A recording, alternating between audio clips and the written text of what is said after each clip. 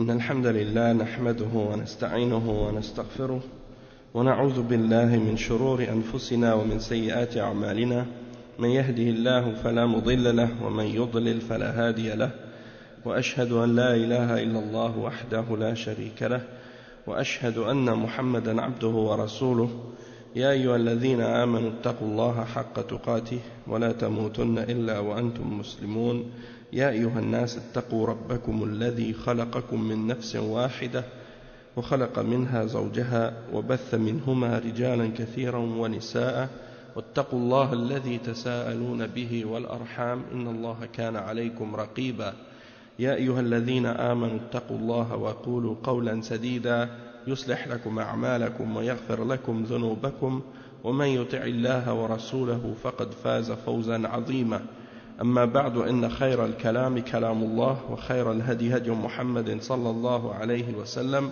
وإن شر الأمور محدثاتها وكل محدثة بدعة وكل بدعة ضلالة وكل ضلالة في النار أما بعد. On commence donc aujourd'hui le cours 15 dans le sharh de Cheikh Ubayd al-Jabiri hafidhahullah ta'ala de al-usul al-thalatha qui s'intitule Ithaf al-uqul bi thalathat al-usul. Donc on est arrivé à l'explication de la parole d'Allah subhanahu wa ta'ala, ou bien plutôt la parole du Cheikh Mohammed ibn Abdul Wahhab qui mentionne l'explication de Ar-Rabb. Et qu'est-ce que ça signifie Ar-Rabb? Et il mentionne la preuve de ça par le verset wa alaykum salam wa rahmatullah, le verset dans lequel il clarifie la signification de Ar-Rabb. Et donc il dit وقال المصنف رحمه الله تعالى والرب هو المعبود والدليل قوله تعالى يا أيها الناس اعبدوا ربكم الذي خلقكم والذين من قبلكم الذين خلقكم والذين من قبلكم لعلكم تتقون الذي جعل لكم الأرض فراشا والسماء بناء وأنزل من السماء ماء فأخرج به من الثمرات رزقا لكم فلا تجعلوا لله أندادا وأنتم تعلمون. Donc le cheikh il mentionne que l'auteur rahimahullah il dit que Ar-Rabb ça signifie en arabe Al-Ma'boud. Et le cheikh il dit que la preuve de ça c'est le verset il mentionne le verset 21 à 22 dans Surat Al-Baqarah dans lesquels Allah subhanahu wa ta'ala dit ce qui signifie ô vous les hommes adorez votre Seigneur celui qui vous a créé et qui a créé ceux qui étaient avant vous pour que vous puissiez atteindre la piété. Celui qui a fait pour vous de la terre comme un lit, comme un tapis ou comme un lit, et du ciel comme un toit, comme une construction, et qui a fait descendre du ciel pour vous une eau par laquelle il fait sortir les fruits comme subsistance pour vous. Ne lui attribuez donc pas d'ego, alors que vous savez. Ne lui attribuez donc pas d'ego alors que vous savez. Donc, le cheikh Mohammed ibn Abdul Wahhab il explique la rububiyya par al-uluhiyya. Ou bien plutôt, comme les ulama l'expliquent souvent, qu'il établit la preuve de al-ibada ou al-ubudiyya, ou bien aussi on peut l'appeler al-uluhiyya, il l'établit par la preuve de la rububiyya. C'est-à-dire, puisque Allah subhanahu wa ta'ala c'est le seul Seigneur, le seul Rabb, le seul Créateur, eh bien ça implique que c'est lui seul qui mérite d'être adoré. Parce que sinon, Ar-Rabb, ça veut pas dire Al-Ma'boud, mais ça veut dire celui qui a tout créé, celui qui a donné la subsistance, celui qui fait vivre et qui fait mourir, celui qui contrôle toutes choses dans l'univers et ainsi de suite. Ça c'est Ar-Rabb. Celui qui s'occupe de tout dans l'univers. Tandis que Al-Ma'boud, c'est plutôt Al-Ilah. Al-Ilah, c'est-à-dire la divinité, celui qui est adoré, et celui qui a le droit exclusif à cette adoration-là. Mais il l'a expliqué pour montrer le lien qu'il y a entre la rububiyya et al-uluhiyya ici. Et donc, Cheikh Ubayd, il explique ça. Il dit, وَفِي هَاتَيْنِ الْآيَتَيْنِ أَدِلَّ أُخْرَى أقامها الله سبحانه وتعالى على استحقاقه العبادة فلنستعرض هذه الأدلة. Il dit que dans ces deux versets, donc il y a d'autres preuves que Allah subhanahu wa ta'ala a établies pour mentionner que l'adoration est quelque chose qui est mérité uniquement par lui et que c'est lui seul qui a ce droit et ce mérite d'être adoré, et il va mentionner donc ici les preuves de ça. Il dit ولكن قبل ذكر الأدلة ننبه إلى معنى قوله يا أيها الناس اعبدوا ربكم. يقول المفسرون هذا أول أمر جاء في القرآن. وأقول لفظ الناس دليل على عموم رسالة محمد صلى الله عليه وسلم لأنه معرف بألف لام يعني لغير العهد، وهذه الصيغة من صيغ العموم كما هو مقرر في علم الأصول. Donc le cheikh il dit, Allah subhanahu wa ta'ala il dit ici, ô vous les hommes, adorez votre Seigneur. Donc avant de rentrer dans le détail de l'explication de ce verset, on va se poser la question, yani qu'est-ce que signifie ici cette signification de ô vous les hommes, adorez votre Créateur. Les savants de tafsir, les savants de l'interprétation du Coran, ils disent que ça c'est le premier commandement qui est donné dans le Coran. Si tu ouvres le mushaf à partir de Surat al-Fatiha et que tu commences à lire jusqu'au verset 21, tu vas voir qu'il n'y a pas d'autre commandement qui est donné par Allah subhanahu wa ta'ala. C'est le premier commandement qui est donné dans le mushaf si tu regardes dans l'ordre du mushaf. Et il dit c'est l'ordre d'adorer Allah subhanahu wa ta'ala.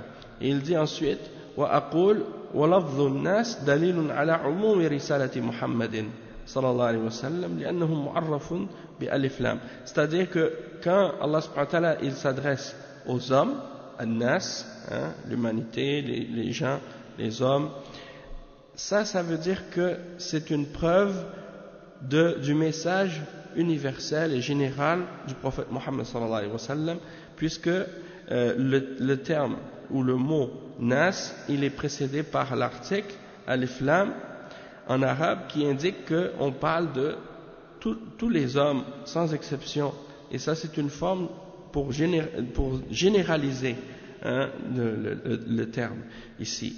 Donc ça veut dire que ça implique tous les hommes sans exception, les arabes, les non-arabes, les blancs, les noirs, les rouges, les jaunes, peu importe la couleur, peu importe l'origine, peu importe le pays, peu importe le continent, tous sont appelés à adorer Allah subhanahu wa ta'ala, et Allah s'adresse à tous. Et le message donc du prophète Mohammed sallallahu alayhi wa sallam, il est pour tous les hommes sur terre sans exception. D'accord? Et il dit que ensuite ça, il dit ça, il explique le fait que l'article alif lam, quand il est placé devant un mot, ça veut dire que ça devient ça rend le mot général. Et ça c'est connu dans Usul al-Fiqh.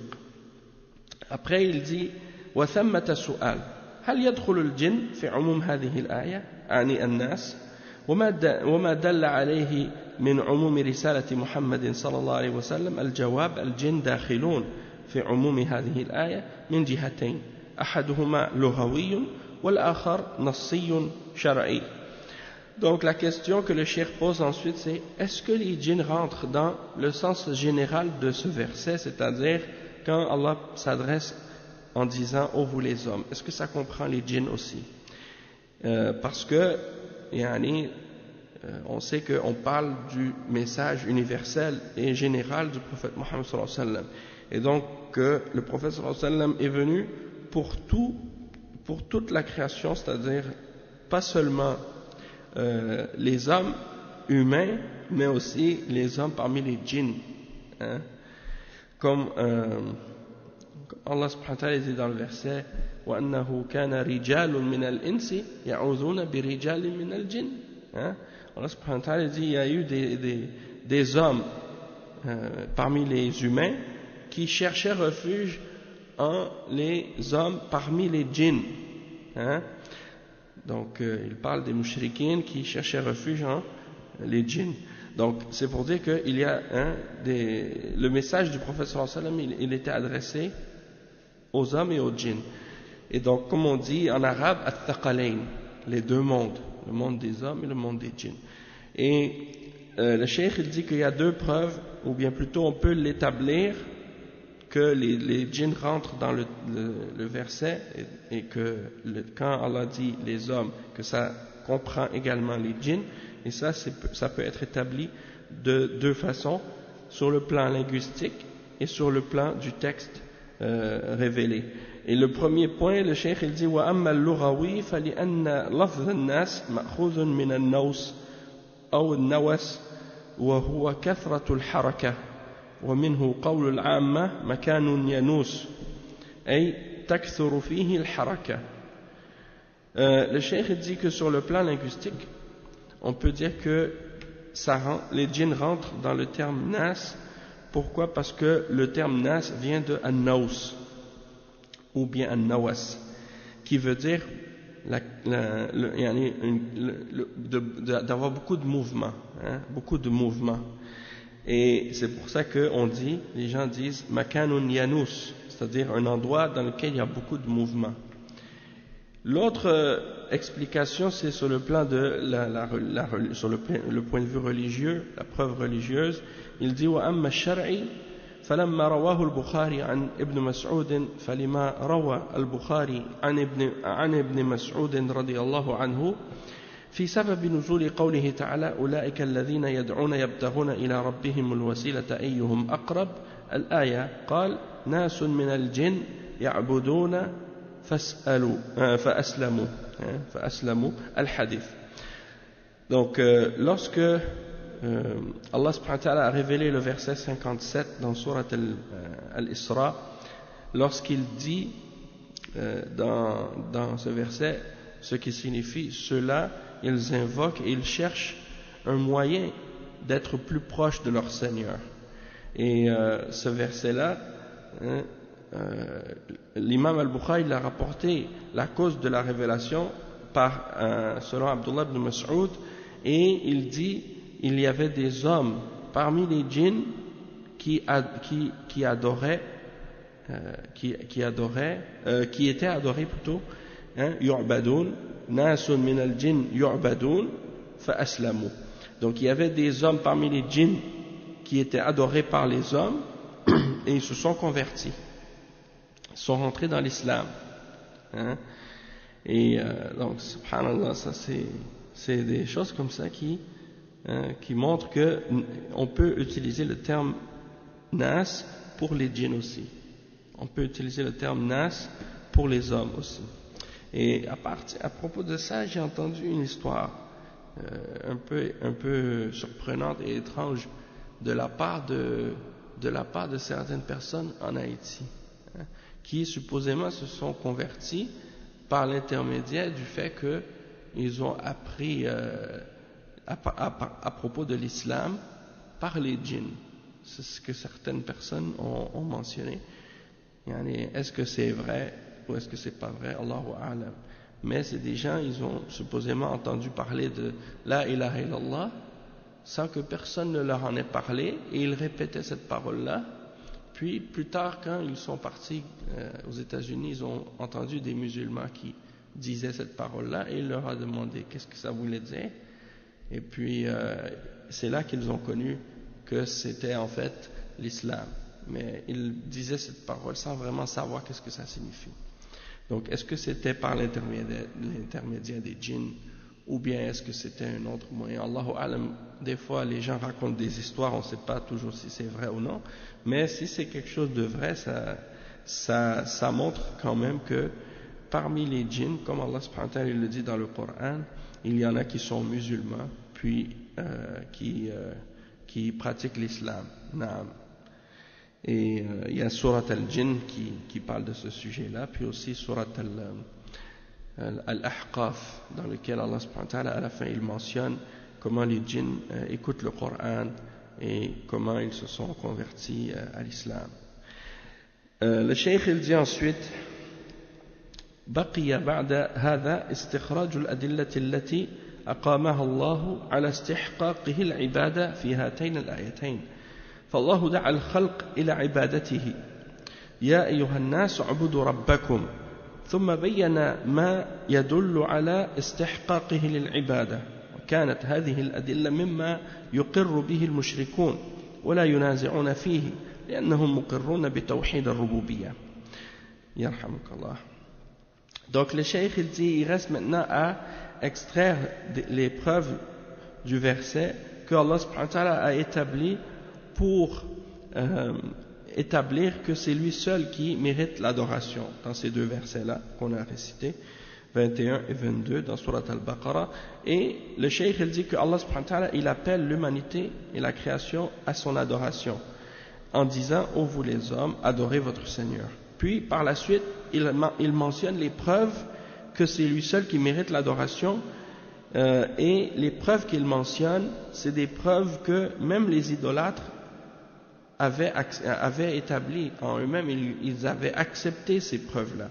Ils ne disputaient pas à leur sujet. Ils étaient convaincus de ces faits-là qui étaient mentionnés dans le verset parce qu'ils croient déjà en Tawhid al-Rububiyyah, c'est-à-dire ils croient déjà en l'unicité d'Allah dans la Seigneurie et dans le fait qu'il est le seul créateur et le seul maître de tout. Donc les idolâtres de Quraysh à l'époque du prophète Mohammed sallallahu alayhi wa sallam, ils n'avaient pas besoin d'être convaincus ou d'être appelés à croire en l'existence de Dieu. Ils croyaient déjà en l'existence d'un Dieu. Et ils n'avaient pas besoin non plus d'être convaincus de l'unicité du fait que ce Dieu-là, cet être tout-puissant, il est unique. Parce que ça, ils y croyaient déjà. Ils savaient déjà que Allah subhanahu wa ta'ala, il existe, c'est le seul maître, le seul créateur de tout l'univers. Ça, ils étaient déjà convaincus de ça. Et donc, quand ils ont entendu ce verset-là, ils n'ont pas disputé avec le prophète sallallahu alayhi wa sallam sur ce qui est mentionné. Lorsque, par exemple, Allah subhanahu wa ta'ala dit, celui qui vous a créé et qui a créé ceux qui ont été avant vous, les mushrikoun n'ont pas dit, non, ça c'est pas vrai. Ils ont dit oui, ça c'est la vérité. Et quand il dit celui qui a fait pour vous de la terre comme un lit et du ciel comme un toit, ils n'ont pas dit non, ça c'est pas vrai. Ils ont été d'accord avec ça. Et celui qui fait descendre pour vous une eau du ciel pour faire sortir par cette eau des fruits, comme subsistance pour vous, ils n'ont pas commencé à nier ça pour dire non, c'est pas vrai. La subsistance ça vient pas d'Allah. Ils n'ont pas remis ça en question, ils étaient déjà d'accord avec ça. Ils n'ont pas disputé ça avec le prophète sallallahu alayhi wa sallam. Et c'est pour ça qu'Allah subhanahu wa ta'ala dit, alors dans ce cas-là, pourquoi vous lui donnez des égaux alors que vous savez ça et vous êtes d'accord avec ça, donc pourquoi dans ce cas-là vous allez adorer les idoles? Pourquoi vous adorez d'autres que lui? Donc c'est ça en fait l'argument qui est dans le verset. Et le cheikh il dit فإلى استنباط تلكم الأدلة. Et en passant, Cheikh Ubayd al-Jabiri hafidhahullah, il est un spécialiste dans le tafsir. Ça c'est son domaine d'étude, c'est son domaine de spécialisation. Donc quand il fait le tafsir des versets, il explique très très bien, mashallah, les choses. Donc il dit al-awwal alladhi khalaqakum walladhina min qablikum, yani khalaqakum wa khalaqa man qablakum ولا ينازع أحد من قريش ولا ممن حولهم من في الإقرار بهذا الدليل. Donc le premier, comme je disais, quand il dit celui qui vous a créé, qui a créé ceux qui étaient avant vous, il vous a créé et a créé ceux qui étaient avant vous, personne parmi Quraysh, parmi les mushrikins de Quraysh, ou ceux qui étaient autour d'eux, allait disputer ça. Il n'y a personne parmi eux qui allait dire non, c'est pas vrai. Comme les athées aujourd'hui. Tu rencontres des gens aujourd'hui, ils te disent je ne crois pas en l'existence de Dieu. Quraysh, ce n'étaient pas des athées. Quraysh, ce n'étaient pas des gens qui reniaient l'existence du Créateur, non. Ils croyaient en l'existence du Créateur. Le problème avec le peuple des Arabes de Quraysh à l'époque, ce n'était pas ce problème-là. C'était le problème dans l'adoration. C'est-à-dire, ils reconnaissent l'existence d'Allah, mais ils adorent autre que lui, et ils prennent entre eux et Allah des associés, des intermédiaires. hein, c'est-à-dire ils adorent autre que Allah. Donc, ils ont affirmé ce que le verset a dit. La deuxième partie, le deuxième point, الذي جعل لكم الأرض فراشا يعني جعل الأرض فراشا مفروشا ومع فرشها مسخرة يعني مسهلة ومذللة ومع فرشها ينال الناس منافعهم ومعايشهم فمنها ما هو ظاهر ومنها ما يستخرج. Le cheikh il dit donc qu'il a fait pour vous de la terre comme un tapis, comme un lit, hein.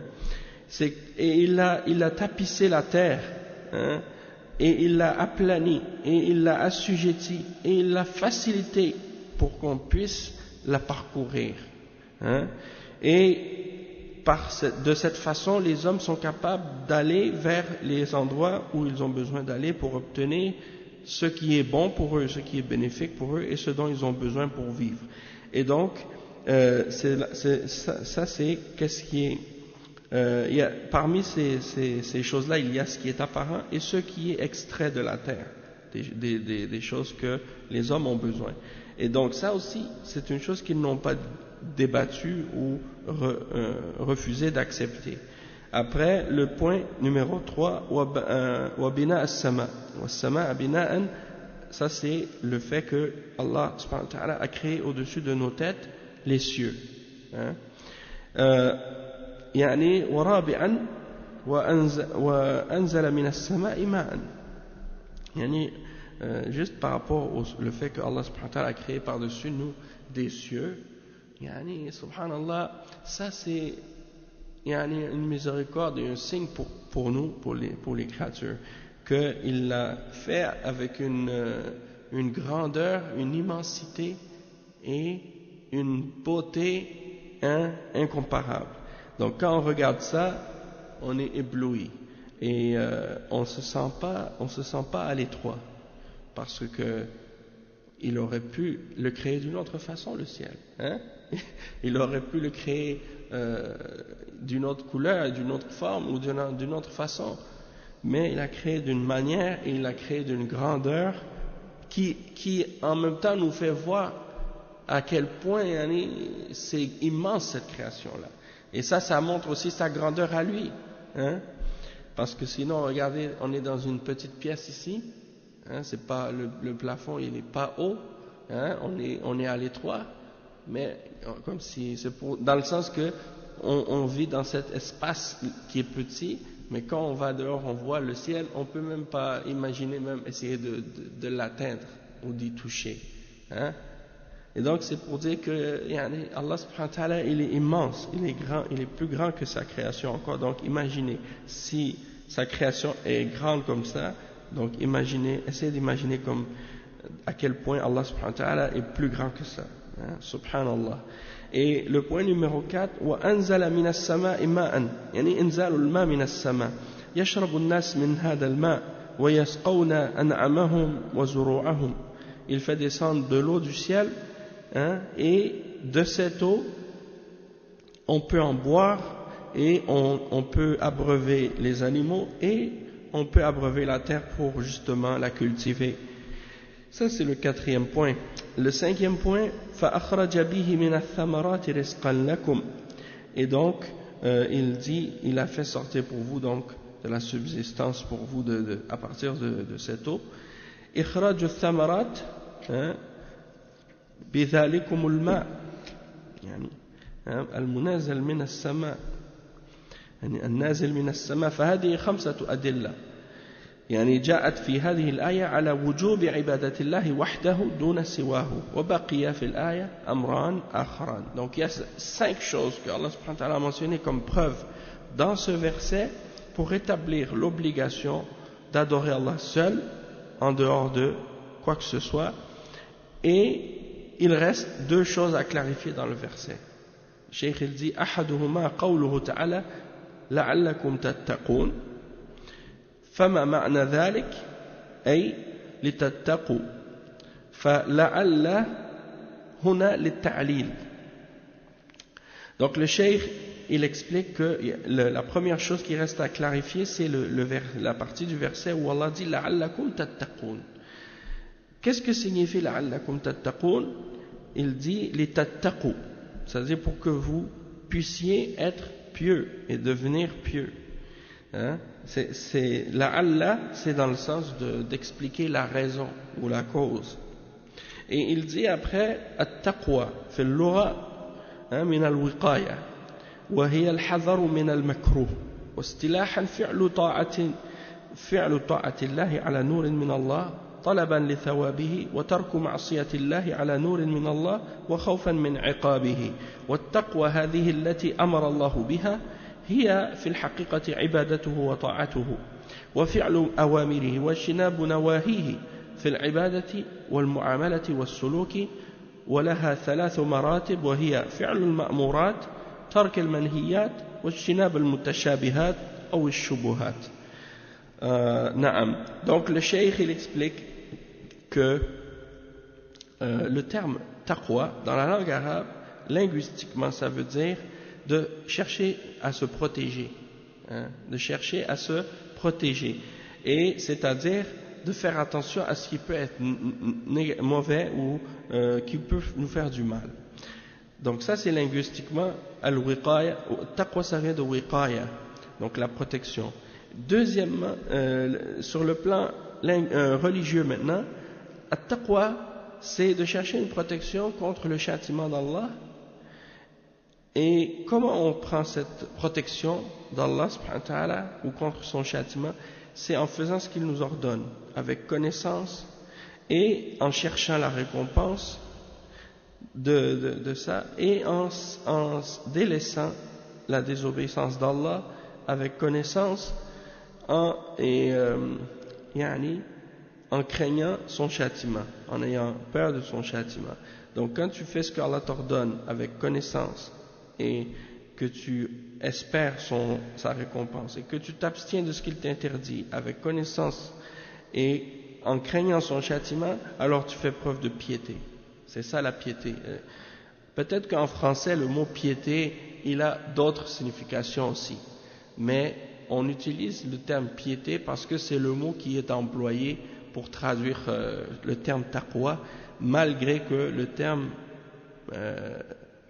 taqwa est beaucoup plus vaste et beaucoup plus détaillé que le terme piété en français. Hein? Donc des fois quand on traduit des choses, c'est uniquement pour donner un sens rapproché à ce qu'on dit dans l'islam et dans l'arabe, mais ça ne va jamais être une représentation exacte de ce que signifient les termes islamiques. Et c'est ça parfois qui amène des fausses conceptions dans la traduction aussi. C'est pour ça qu'il faut faire attention quand on lit un verset traduit en français, que ce qu'on lit c'est peut-être pas nécessairement exactement la signification de ce que Allah subhanahu wa ta'ala dit dans sa parole. Et il faut faire donc attention à ça et essayer de faire des efforts justement pour essayer d'apprendre à comprendre la parole d'Allah dans la langue d'origine, l'arabe, pour essayer justement de mieux adorer Allah subhanahu wa ta'ala, pour être capable de mieux comprendre. Et le cheikh il explique donc que la piété, ou bien taqwa en arabe, c'est donc de faire ça, de faire ce que Allah ordonne. Et ça en réalité c'est l'adoration et l'obéissance, et de faire ce qu'il nous ordonne et de nous écarter de ce qu'il nous interdit dans l'adoration et aussi dans les interactions avec les autres et aussi dans notre façon de se conduire et le comportement. Donc il y a donc 3 degrés. Le premier degré c'est de faire les choses ordonnées, le deuxième c'est de délaisser les choses interdites, et le troisième c'est de s'écarter des choses ambiguës et douteuses, des choses qui ne sont pas claires, parce qu'il y a toujours des choses qui ne sont pas claires entre l'interdiction et les choses permises ou ordonnées. Et cette définition de la piété, c'est un des compagnons du prophète sallallahu alayhi wa sallam qui l'a mentionné, et il s'appelle Talq ibn Habib. Talq ibn Habib, et c'est lui qui a expliqué la piété de cette façon-là. Et c'est une définition qui est vraiment complète. Le cheikh dit la deuxième chose qui reste à expliquer dans le verset, et on va terminer avec ça, c'est, il dit وَثَانِيَ الْأَمْرَيْنِ قَوْلُهُ جَلَّ وَعَلَى فَلَا تَجْعَلُوا لِلَّهِ أَنْدَادًا, donc ne lui donnez pas des égaux.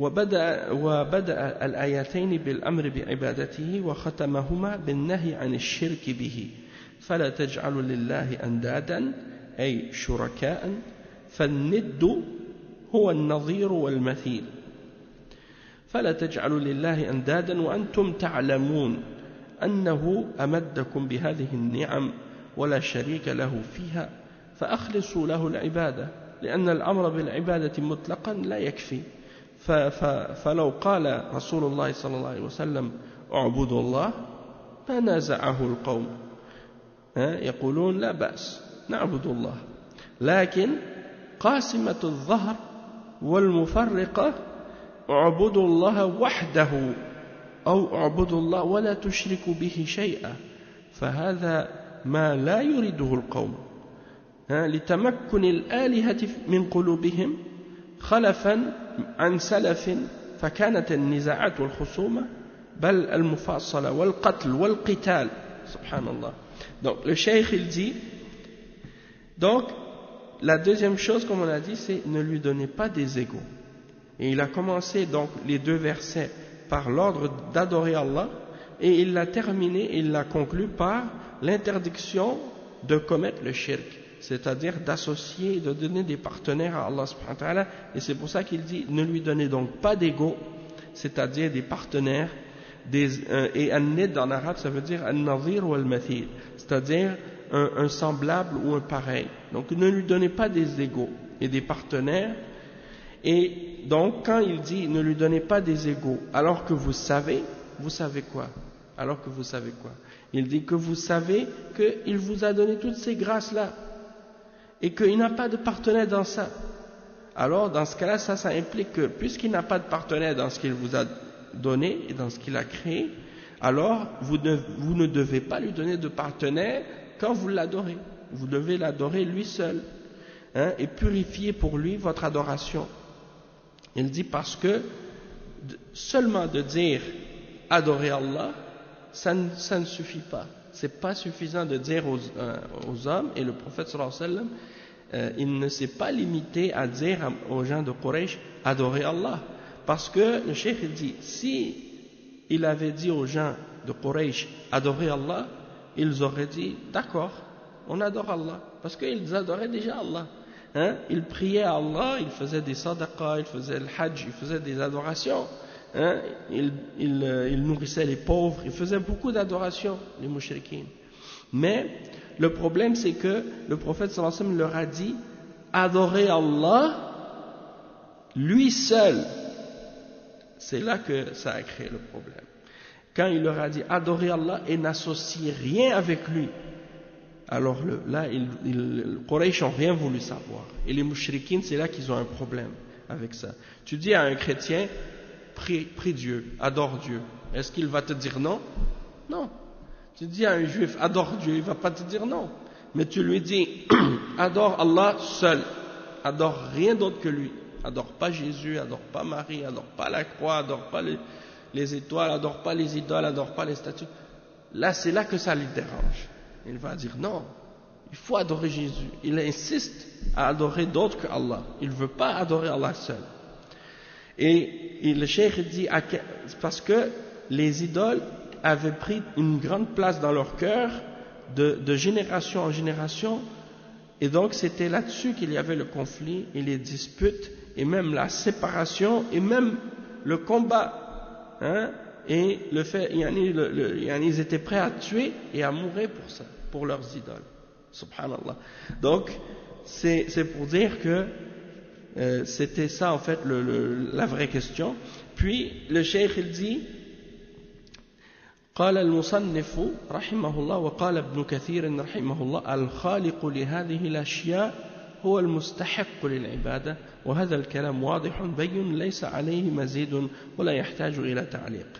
Donc il cite la parole de l'imam Ibn Kathir qui dit qui explique, qui dit le créateur de toutes ces choses qui est mentionné dans les deux versets, c'est lui qui mérite d'être adoré. C'est ça qui est le sens profond de ce verset-là.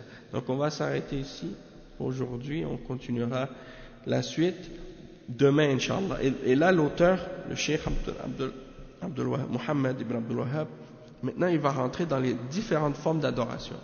Et il va expliquer chaque forme d'adoration une après l'autre pour faire comprendre qu'est-ce que c'est l'adoration, puis qu'est-ce que c'est l'unicité d'Allah dans ces adorations-là. Donc c'est là que ça devient vraiment important de bien comprendre ces choses-là, parce que ça nous aide par la suite à mieux comprendre le tawhid et qu'est-ce que ça signifie. Donc subhanakallahumma bihamdika ashhadu an la ilaha illa anta astaghfiruka wa atubu ilayk wa sallallahu wa sallam ala nabiyyina Muhammad wa ala alihi wa sahbihi ajma'in. Wassalamu alaykum wa rahmatullahi wa barakatuh.